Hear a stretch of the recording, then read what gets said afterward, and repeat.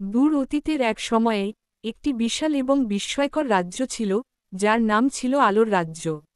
এই রাজ্যের প্রান্তে একটি সুন্দর এবং রহস্যময় জঙ্গলের মধ্যে বাস করত এক মায়াবী পরী। তার নাম ছিল এলিয়ানা। এলিয়ানা ছিল একটি আকর্ষণীয় পরী, যার জাদুর ক্ষমতা ছিল অসীম। সে জঙ্গলের সমস্ত প্রজাপতি, ফুল ও গাছের সঙ্গে কথা বলতে পারত। তার জাদুর ক্ষমতা দিয়ে সে জঙ্গলের সকল প্রাণীকে সুখী রাখত। তার উপস্থিতি সমস্ত প্রাণীর মনে আনন্দের সঞ্চার করত। একদিন জঙ্গলের মধ্য দিয়ে এক যুবরাজ হারিয়ে গেল।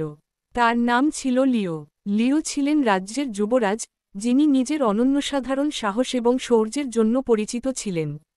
জঙ্গলের মধ্যে হাঁটতে হাঁটতে সে এলিয়ানার জাদুর স্রোতের দিকে আকর্ষিত হয়ে গেল। হঠাৎই সে এলিয়ানার সামনাসামনি এসে পড়ল। এলিয়ানা তার মায়াবী ডানার ঝলকানি এবং মিষ্টি হাসি দিয়ে যুবরাজকে মুগ্ধ করল। যুবরাজ বিস্মিত হয়ে বলল, আপনি কে?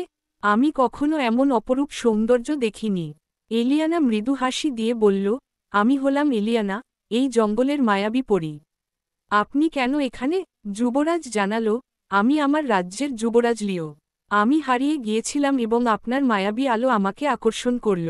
এলিয়ানা এবং লিওর মধ্যে ধীরে ধীরে বন্ধুত্ব গড়ে উঠল। এলিয়ানা তার জাদুর ক্ষমতা দিয়ে যুবরাজকে জঙ্গলের রহস্যময়তা দেখাতে শুরু করল। তারা একসাথে জঙ্গলের বিভিন্ন স্থানে ভ্রমণ করল, যেখানে তারা প্রাচীন মন্দির, গোপন ঝর্ণা এবং বিস্ময়কর ফুলের বাগান দেখল। একদিন লিও তার মনের কথা এলিয়ানাকে জানাল। সে এলিয়ানাকে ভালোবাসতে শুরু করেছে এবং তার সঙ্গে সারাজীবন কাটাতে চায়। এলিয়ানা কিছুক্ষণের জন্য চুপ রইল, কিন্তু সে তার মনের অনুভূতি প্রকাশ করল। এলিয়ানা জানাল, লিও, আমি তোমাকে ভালোবাসি, কিন্তু আমি একটি মায়াবী পরী। আমার জীবন এই জঙ্গলের সঙ্গে সম্পর্কিত। লিও বলল, আমার জন্য তুমি সবকিছু।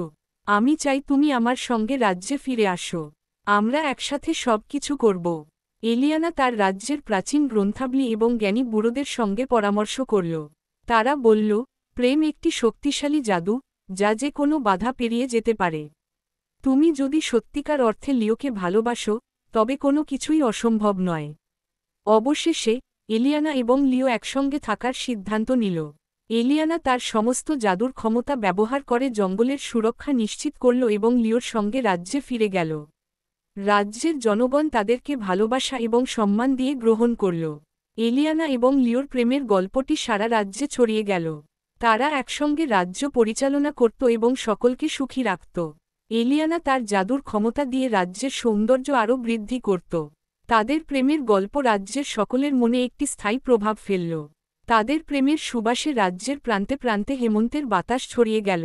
এলিয়ানা এবং লিও সারাজীবন একসঙ্গে সুখী ছিল। তাদের প্রেমের গল্প ছিল একটি মায়াবী পরীর প্রেমের অনন্যসাধারণ গল্প, যা শুনে সবাই মুগ্ধ হতো। তাদের ভালোবাসা একটি অমর প্রেমের প্রতীক হয়ে রয়ে গেল। এভাবেই মায়াবী পরীর প্রেম গল্পটি মানুষ বারবার শুনতে চাইত। এভাবেই এলিয়ানা এবং লিওর প্রেমের গল্প শেষ হয়, কিন্তু তাদের প্রেমের অনুভূতি কখনো শেষ হয় না।